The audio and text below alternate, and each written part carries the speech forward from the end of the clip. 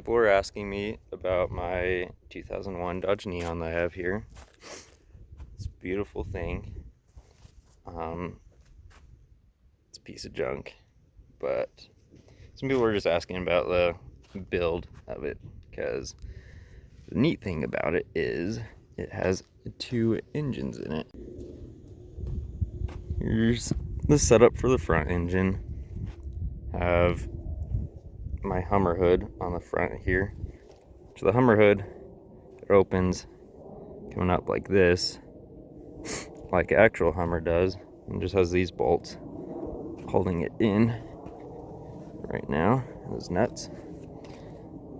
Got some KC daylighters, got my radiator up here, which you have the transmission lines going down right there and there, and then coolant line there, coolant line up here, which I'll open it up and show you guys the whole setup on that.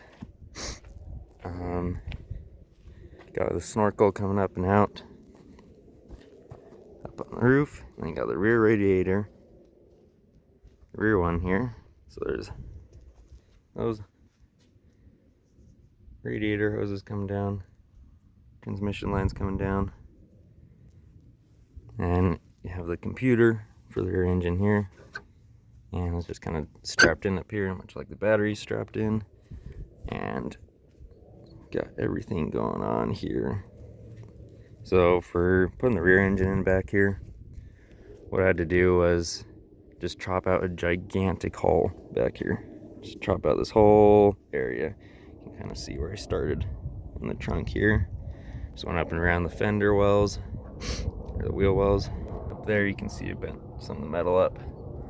And then I just lifted the whole rear end of the car up and rolled the second engine underneath. And the second engine is literally just the front half of a Dodge Neon. Another one, I believe it was a 2001 as well. So it's all exactly the same as the front engine up here. It's just chopped out. Chopped off all the excess metal I didn't need. Still need to do some more chopping here and there for clearances for the tires. So as you can see, it's gone through the mud, or you will see. I don't know, I'm going to put it in the video. For turning, you have to do a 20-point turn just to turn around on the road, because all the tires rub so much. And as for the steering back here, since it's just a complete front engine area of a car, I still have the steering rack down here. You can see my tie rod going in. So the steering column here, it's no longer bolted to anything. It is just hooked up to the steering rack and pinion down there. And you have your steering wheel, and in order to turn the wheels, all you have to do is take these ratchet straps off. They're strapping it in, and then turn the wheel. And the nice thing is that this rear engine still has the power steering hooked up. So it all works.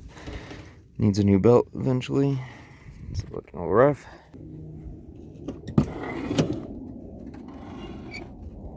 So up here, I have all the evap stuff. You got your vapor hoses coming out and into canisters and whatever the heck this stuff is. I don't know, I just didn't want any engine code, so I just took everything out of the other Dodge Neon and ran hoses like crazy in here and hooked it up. Got vacuum lines, random wires, all sorts of stuff. Intake there. And then as for all the wires, most of them go through right here. The factory, I don't know where the wires would go through the firewall. And it goes through there. And that's a mess. I got jumper cables back here for jumping the rear engine. It's just mesh wires. It only requires 2 fuses for the whole engine to run in that little fuse block there for inside the cab. Okay, for inside the cab, I still have the center console that goes in here. I just need to put it back in.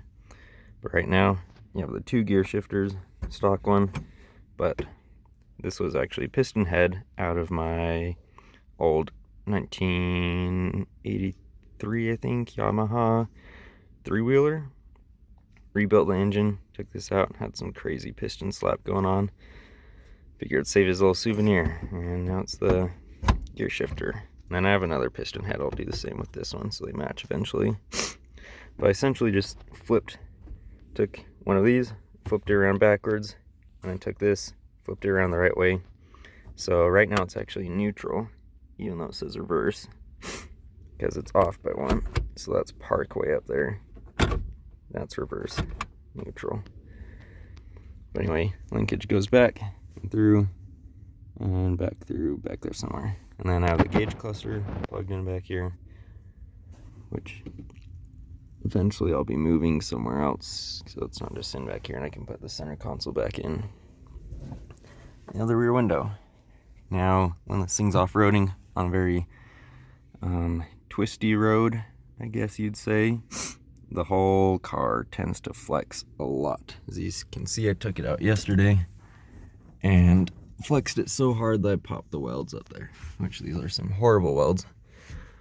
Skinny sheet metal, super easy to burn through. So, and I'm no professional welder. Just kind of booger welded it until it held. Since it flexes so much, I don't want the glass to break, so I just have it secured in 3 places. That way it can flex a little bit without breaking the glass. As you can see, I already broke one of the panes of glass. So it came out of it was like a door that was on a patio of my brother's old apartment. And so it's double paned, and now it's single paned because I broke it. But it still works for what I need it to work for. Here, window switches don't really work right now. Wiring came loose somewhere in there. Well, it's a pain. Wiring for the doors is a mess. The door lock doesn't work. And then for the rear engine right now, I have a skid plate for it. It is not finished. I'm going to put some more sheet metal in over here on the side, and same on the other side, to kind of protect it from all this mud that I've gotten up in it. Eventually wheel wells as well. I will close those up a little bit so I don't fling so much mud up on both sides. As you can see, when I was welding it in, I just cut it up and smashed it down with a hammer and welded it in to the rear engine's frame. So back before I tore everything out, there's your brake booster, and then you have had all your AC controls back here, but now you have a gas tank. The gas tank has PEX lines. PEX is gas resistant, but it's not UV resistant, so eventually, I don't know if that means sunlight will eventually just make it degrade and fall apart, but it seems like a problem for future me. There's gas leaking from here, which is neat. You can see I pounded it trying to tighten it and it still leaks, so I'll probably just JB weld that. Which I just bought these gas tanks just as a whole thing, and then it's supposed to just have a line come out of the bottom, and then you have an inline fuel pump. But that was too complex, and I already had 2 fuel pumps from Dodge Neons, so I just cut a hole in it and JB welded the piece that this twists onto and holds the fuel pump on. That way I could just keep stock fuel pumps. Don't have to deal with trying to figure out fuel pressure regulators and everything like that. This is for the evap. Obviously leaking a little bit, weirdly enough.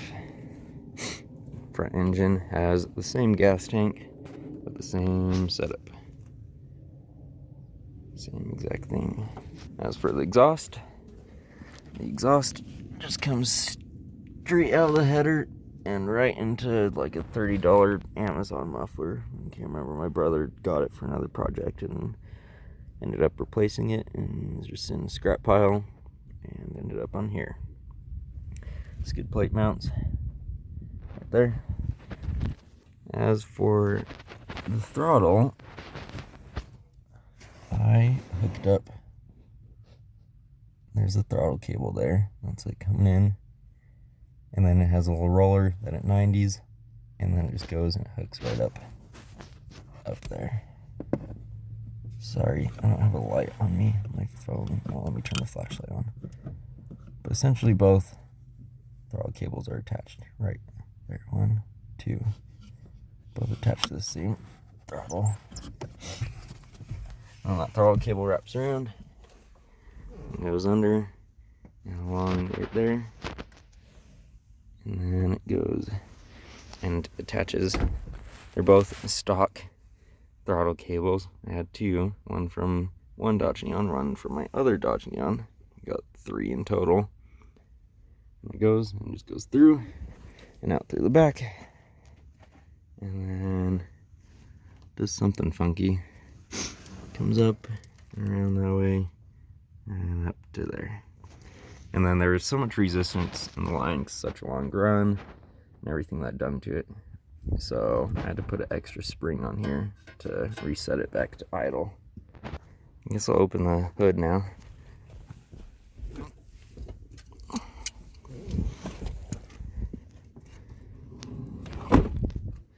Now last time I opened the hood while the engine was warm, coolant sprayed everywhere, and it was a very bad time.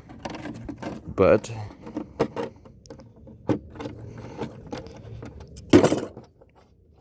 that was when I was using plastic coolant hose couplings, which O'Reilly's, I got from O'Reilly's. I would not recommend them. Love O'Reilly's, but those plastic coolant hose couplings just fall apart.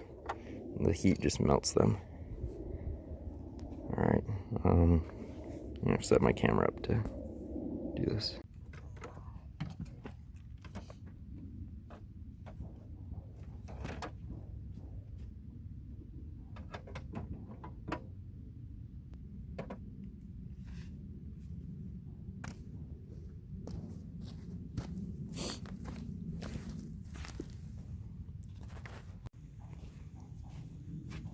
So this is the other side.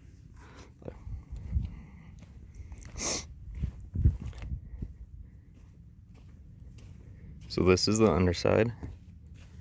There are my coolant hoses, 90s, up and around. That way it kind of avoids the engine. Everything up here a little bit. And it just goes down and it flexes around enough to where it can just fold right up. For the bottom coolant hose, comes out and up and in there. Transmission lines both hang down. Transmission, got the computer, zip tied it in on top of the air box. The air box, it just kind of holds the throttle body in place, and then have my snorkel come up into the roof and zip tied to the roll cage. And then what else? Have the stock radiator fan, just kind of sitting in there pretty much. It's not tied in there at all,